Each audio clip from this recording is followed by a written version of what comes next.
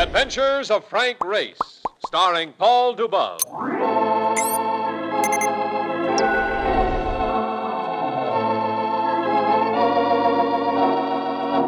The war changed many things, the face of the earth and the people on it. Before the war, Frank Race worked as an attorney, but he traded his law books for the cloak and dagger of the OSS. And when it was over, his former life was over too. Adventure had become his business. The Adventures of Frank Race.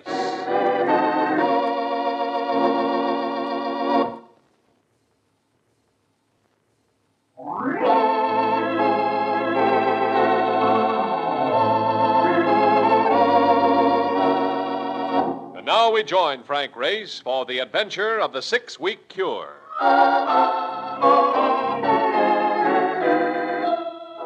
Reno, Nevada.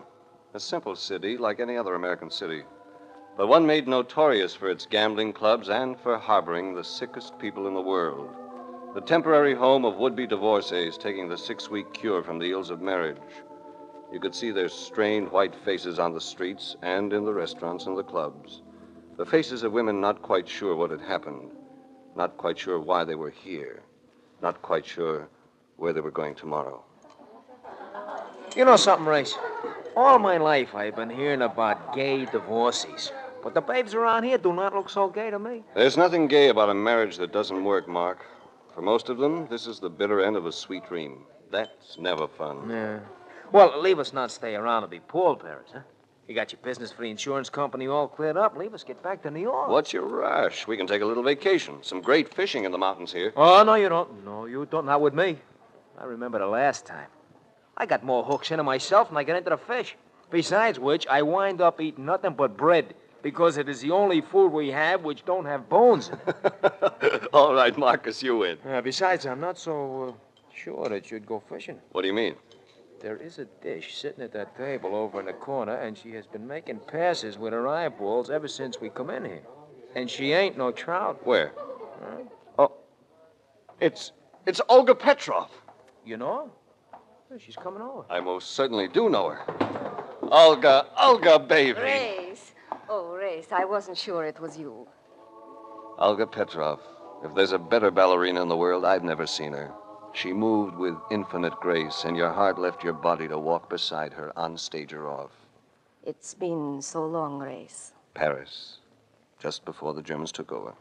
You left without saying goodbye. Boris was jealous, remember? And with good reason. I was beginning to fall in love with you. That's nice, Race. That's very sweet. Oh, excuse me, Olga. This is Mark Donovan, my very good friend. Hello, Mr. Donovan. Oh, baby, sing it again. Hello. By the way, how is Boris? He's fine. He's here with you? He's here, Race, but not with me. Don't tell me that you're... Yes. I'm here for what you so quaintly call the 6-week cure. Divorce. I'm really very sorry to hear that. Where are you staying, Race? Well, we're really not staying. We came in on the plane this morning to settle a claim. We're going right back. Race, please stay for a little while. I'm in trouble, desperate trouble. I am staying at a dude ranch 10 miles out on the highway. There are accommodations open. Mark will drive us out. We can talk it over on the way.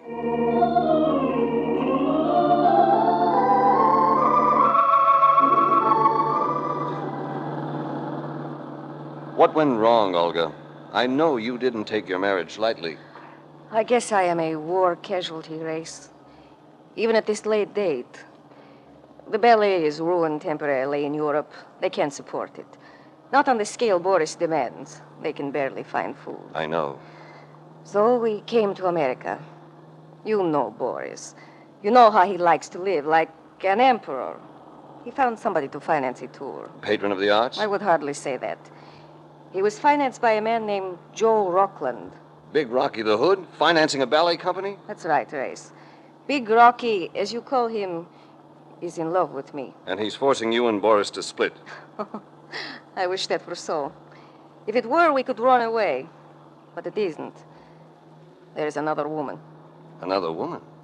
Boris must be blind. He isn't in love with her. At least, I don't think so. But she's very wealthy. That's an attraction Boris cannot resist. Want to tell me who she is? Fran Maitland. Wilson Maitland's wife. But she's still married. She's here too, Race. Getting a divorce. We are all what you call one big, happy family. She started to cry, and I put my arms around her. She wasn't meant for tears, not this baby. Her perfume was taboo, exotic like everything else about her. Even if Fran Maitland had all the money in the world, Boris Petrov was a chump to give this up.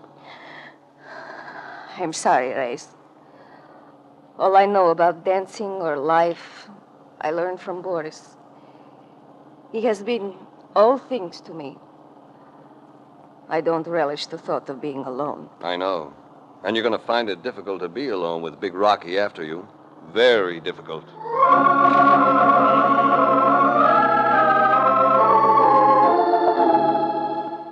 The bar XXX Dude Ranch was very much on the sedentary side so far as the guests were concerned. The most strenuous activity seemed to be the lifting of cocktail glasses. But there was nothing sedentary about the owner of the ranch, Ma Westcott. She was pressing 70, but doing it the hard way. This gentle old lady, believe it or not, could sit on a Mustang like Roy Rogers. She could also pilot her own helicopter. Understand you're something of a flyer, too, Mr. Race. I've never been checked out in a helicopter. It's good for keeping the herds in sight. Most ranchers think I'm crazy, though. It's something new in range riding. They'll come around, Mrs. Westcott. Maybe you'd like to come with me someday and see how big this ranch really is. Anytime. Good. Get you away from these crazy females for a while. Women oughtn't to be without their men, folks. It makes 'em mean. Mom, been looking all over for you. It's my son, Buzz. What do you want? Oh, that fool woman, Mrs. Breyer, ain't back my ride yet. She must be lost. Someone ought to go find her. You were supposed to go with her. Well, I had other things to do. Sure. Shining up to that Fran Maitland. Now, I told you to stay away from the guests. Now, don't go yelping at me. Come and arrange it. I'm coming. Excuse me, Mr. Race. I'm going to close down this guest business. Old girl's quite a character, ain't she? He spoke from just behind my left shoulder, but I didn't have to see his face to know him. Joe Rockland, Big Rocky. Hardly the type to be calling anybody else a character. I turned and looked into those small black eyes. He was wearing a bow tie, and if it had been the kind that lit up, it would have spelled murder done cheaply. You getting a divorce, Race? I'm not married, Rocky. Oh, there's several kinds of divorces. Sometimes a guy gets his arm broke. That's a kind of a divorce from using it anymore. And sometimes a guy gets tired of living and signs off. You could call it a divorce. What you say and what you mean aren't the same. You're smart, Race. I sort of feel there ain't no reason for you to be in Reno. I'm a friend of Olga Petrov's. She's playing a tough hand. I want to stick around until the cards are counted. Boris and me can take care of that. I don't remember inviting you to my wedding. I'm coming anyhow, just to make sure there's no shotgun pointing at the bride. So you really did come for a divorce. The tough kind. Well, from now on, I'm your lawyer. I'm gonna handle the whole thing for you. Starting with a broken arm. Afraid you're even going to supply the arm, Rocky. Let me go, Reese. All right, go. Now get out of here. I'll see you again, fella. I'm sorry, everybody. We're old friends. He gets playful. You think you're pretty good, don't you, huh? Big man, tough guy. Just like my husband. Sorry to evoke unpleasant memories, Mrs. Mrs. Towner. Mrs. Robert Towner. But you can call me Sylvia, because you're just like him. Just like my big, tough husband. What's your name? Race.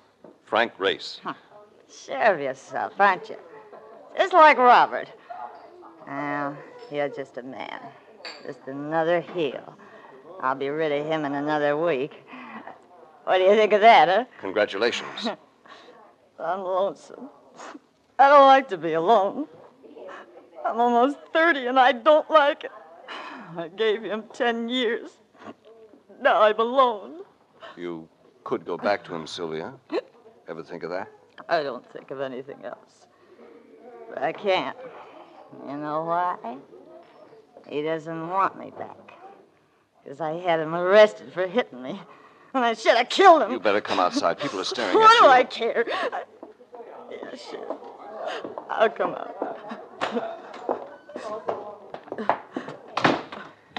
Now get a grip on yourself. Take your hands off me. Stop it, you're getting hysterical. Take your hands off me. Let go. All right.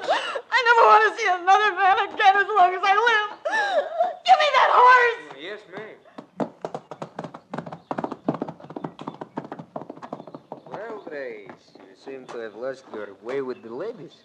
Oh, hello, Boris. Olga told me you were here. Olga told me a lot of things, too. What are you setting her up for? We are getting a divorce, that's all. That should not disturb you. You are very fond of Olga.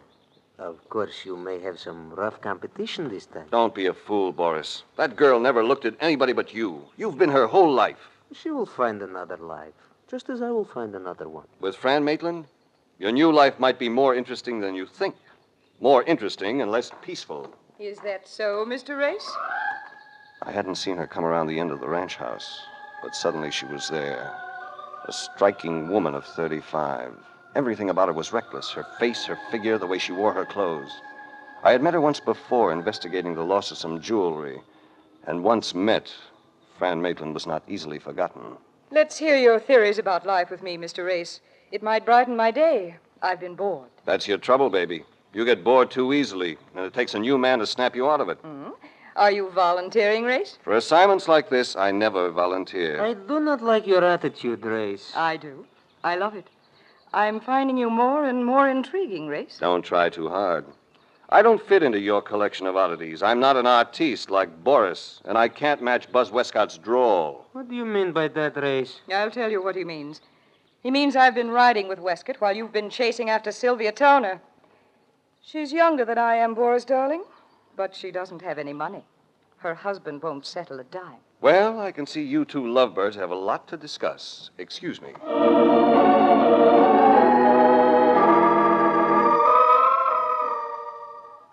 Mark and I had only one interest, keeping an eye on Olga Petrov, and we avoided the rest of the guests until night came. It was Ma Westcott who broke up a dull evening for us by taking us for a ride in her helicopter. I do this every once in a while at night, check up on rustling. You know, I don't see how you can spot him from up here. Got a powerful spotlight. Oh. Just have to shine it down when I see something suspicious going on. Can see part of the herd up ahead there. You see him in the moonlight? Oh, yeah. When we get over him, we'll light up. Hey, what a gimmick, huh? You think the Texas Rangers would give up their ponies and learn to fly things like these instead, huh? I'll hang right over him now. Turn on that light, will you, Race? Sure. Well, look at that. Hey, they ain't scared or anything seeing a light from way up here. Mark, they're used to a thing called the sun. It comes up every morning. Yeah, you're right. Wait a minute. Look, they're on the other side of the herd. It's one of our horses. Yes, and he's saddled. Hey, he's standing by something. What is it? I don't know, but we better go down and find out. Ma Westcott set the helicopter down, and we walked around the herd to where the horse stood. The animal was nuzzling the thing we had seen on the ground. It was the body of a woman.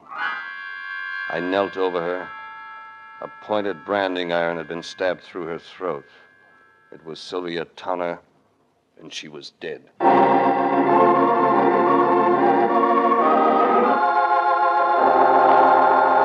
We'll return to the adventures of Frank Race in just about 1 minute.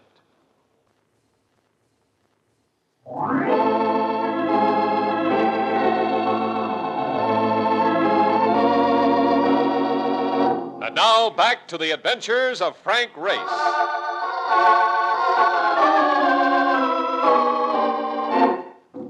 Sylvia Towner had had her last drink and her last heartache. Mark stood guard over the body while Ma Westcott and I flew back to the ranch house to call the authorities. There wasn't much to be done, so I went to the cottage to turn in. Don't go in, Race. It's a nice night. It was Rocky again. But this time he wasn't playing it on the physical side. He was using science. The science of a deadly automatic. It produced the desired chemical reaction. It dispelled my inclination to ignore him. I figured we might take a little walk down the road. I got a car there. We could take a spin in the night air. Who knows? Might give you pneumonia. Or lead poisoning. Yeah, that's a possibility. You're a cinch to catch a fatal disease. Like Sylvia Towner? I got a theory about her, Race. I think you killed her. I think I can clear myself. Nah. You and Sylvia had quite a beef today. You were trying to get romantic in broad daylight, and the dame had to scratch you up a bit. Boris told me. You spin quite a yarn. Well, it gets more interesting. Go ahead. She rides off. You wasn't around all afternoon, so it figures you followed her. I was in my cottage. Yeah, but the cops won't know that. You followed her, see? You was mad about them scratches on your pretty puss, and boom, you blew your top and killed her. You ought to change your brand, whatever you're smoking. You can't sell that to the police. Oh, I ain't finished. I'm coming to the best part. Goody. You went for a plane ride, and who spotted the body? You. That is something a guy always does to cover up. Only after the call for the bulls goes out, you get nervous. Yes? So you hop into your rented car, which I have down by the road. You drive out to a lonely spot. Then you take this automatic, which also happens to be yours. I just lifted it. And you blow your brains out. Neat? Very neat. But there's one weak point. Yeah? What? Your chin! Give me that gun. Sure, here! Missed again. Come on, let it go! Into the bushes, Rocky. Race, what is... Somebody with a long-range rifle trying to get into the act. Keep low. Give me the gun back so I can blast. Who's back? Mine? Keep low and stay happy. Whoever it is took a powder. It wouldn't stay around. Lights are going on in the other cottages. You're right. Now you can get lost, Rocky, and don't come back.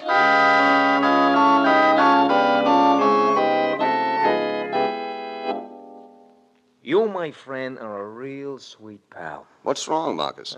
Leave me out in that cactus with a dame who was in no condition to be company for me. And them coyotes howling. Swell. Thanks for a lovely evening. It was fully as interesting here. Rocky had me set up for an obituary that would have blackened the family escutcheon. Talk English. You think Rocky croaked the dame? I don't know. Anybody could have done it.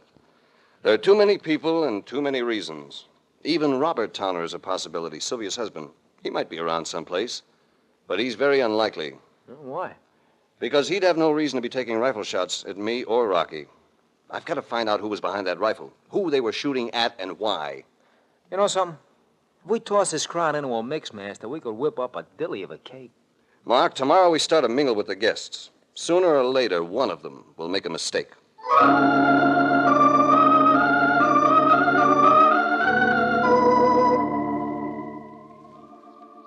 The next morning, a tennis match got underway, and I found myself teamed in the doubles with Fran Maitland. Our opponents were Olga and Boris Petrov. Nice recovery, Race. These are tough opponents. Watch it. Got it. Very good, Fran. And I get this race! That was a beautiful shot. That's the set for us. Congratulations. You are still very good, Race. Well, we had to win. I don't think I could leap that net as easily as you and Boris do it. Seems to me it's time for a little liquid refreshment. I'll go back to skeet shooting in the future. It's less strenuous. Who's that on the horse? He comes like the pictures of the Pony Express. It's Buzz Westcott. Looks like there's something wrong. You men better come help me. We gotta get a wagon. What's happened? It's that Mr. Rockland. Found him out on the range. He'd been shot.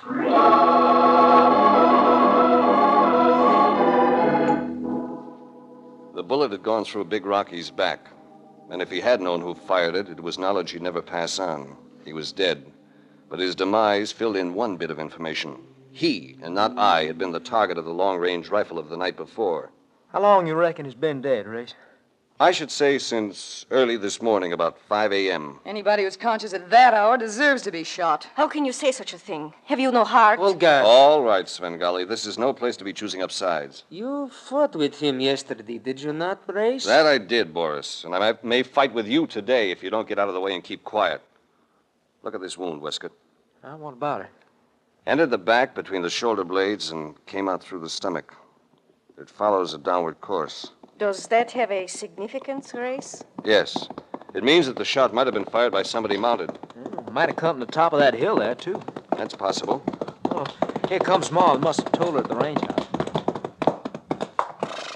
All of you, get off the range and get back to the ranch and stay there. Mrs. Westcott, there's no point in blaming anybody for this until we... I ain't blaming anybody but myself, Mr. Race. I never liked this guest business, and I'm closing it down today. Now, I want everybody off the place by sundown. Now, wait a minute. I reckon I got something to say about that. Well, you just reckon again. This ranch is mine until I die, and I ain't close to that yet. You don't like it, you can clear off with the rest. Now load them on the wagon and follow me. I'll go with you, Mrs. Westcott. I don't need an extra hand, Mr. Race. You can go back with your friends. I don't want you to put them off the ranch just yet. If you do, the murderer may never be caught. That's none of my affair. I ain't the sheriff. No, but you're a suspect. You, mind explaining that? The shot that killed Rockland was fired from a point above and behind him. It could have been fired by a rider or from the top of a hill. It might also have been fired from a helicopter. I'd have to have a reason, wouldn't I? Your son might have been the reason. You told him to stay away from the guests. Sylvia Towner fluctuated between loneliness and hysteria. Maybe Buzz was getting involved with her. That wouldn't make me kill Mr. Rockland. It's always easy to tie up a second murder if you have a motive for the first. Sort of got me corralled, haven't you, Mr. Race? I don't like it, but that's the way it is. All right. I'll meet you halfway. Everybody can stay for 24 hours.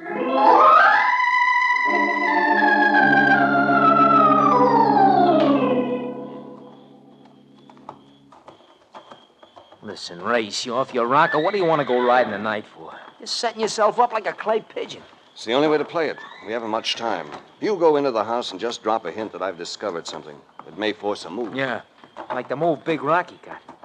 He rode out of here, too, and he come back very unhealthy. Yes, he did, but What's the matter? rode out of here. Did he ride out? There was no horse near him, and it was too far for him to walk. I don't get it. He was packed out, Mark. He was killed here and carried out there. Get your flashlight out. Open that corral gate. Yeah. Look, what are you looking for? There's just a chance. I'll show you if I find it. One side, boy. Come here, fella. Come here. All right, Mark. Hold the light close. Yeah. No. Try that roan there. Yeah, sure, but if you'd only tell me Yeah. what... Here it is. Here it is. Look. All right, so he's got a streak of dirt on him, so what? It isn't dirt, Marcus. It's blood, dried blood on his hide. And now I know my mistake. What's that? I was looking for one murderer, and there are two. Or rather, there were two. You mean Rocky was one of them? Yes. He killed Sylvia to keep her away from Boris. He was safe. There were other suspects with good motives. Yeah. But who bumped Rocky? We'll know within the hour. You're still going to spread a little propaganda in the ranch house. All right, sure. What do you want me to say? Tell them that Rockland wasn't killed on the range. Tell them I'm checking the scene of the murder. Yeah, but Race, you don't know where. Yes, I do. Rocky was killed in his own cottage. That explains the course of the bullet. He was in bed asleep, and the murderer fired the rifle from the window above the head of the bed. Hey, chum, that's good arithmetic. I'll stake myself out in his cottage. Go pass the word.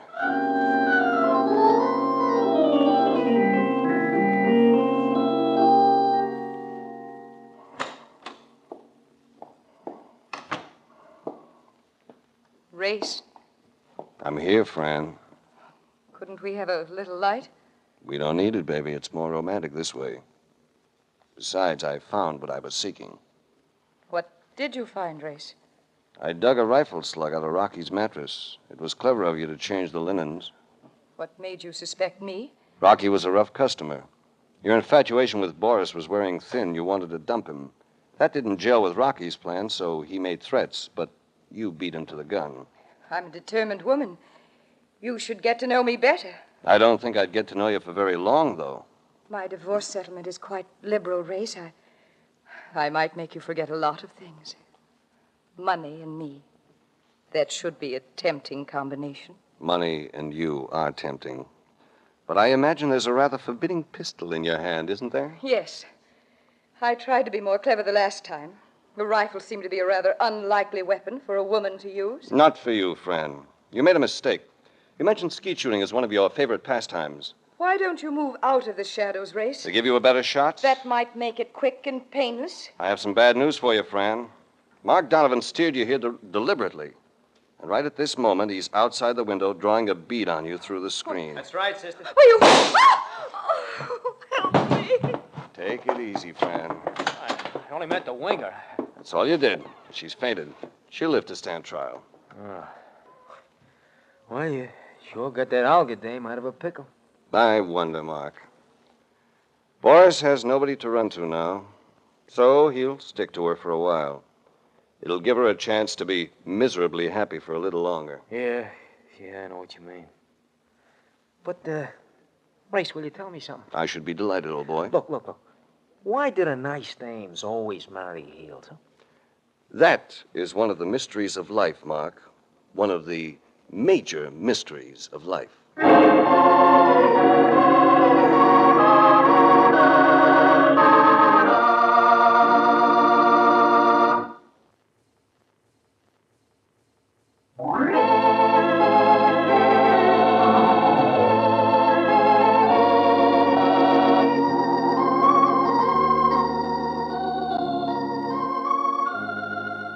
The Adventures of Frank Race, starring Paul Dubov with Tony Barrett as Mark Donovan, comes to you from Hollywood.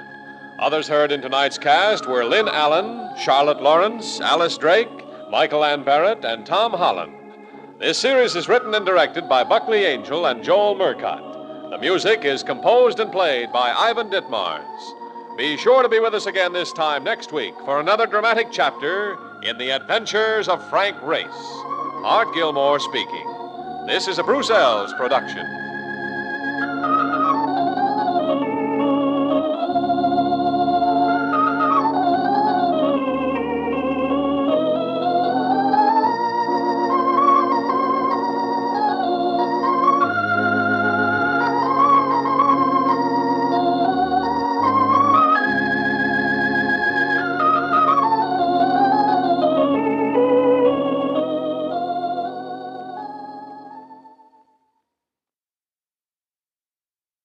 Enjoying the timeless classics on Golden Age Radio? If you're loving the nostalgia and captivating stories, consider supporting our channel with a tip.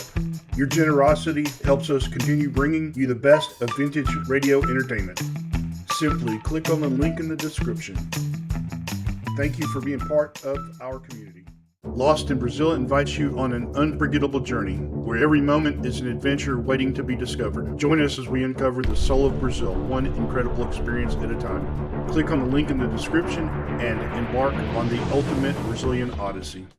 You have been listening to Golden Age Radio, rumble.com/C/GAR, brought to you by G3PL.com. Don't forget to subscribe for more videos.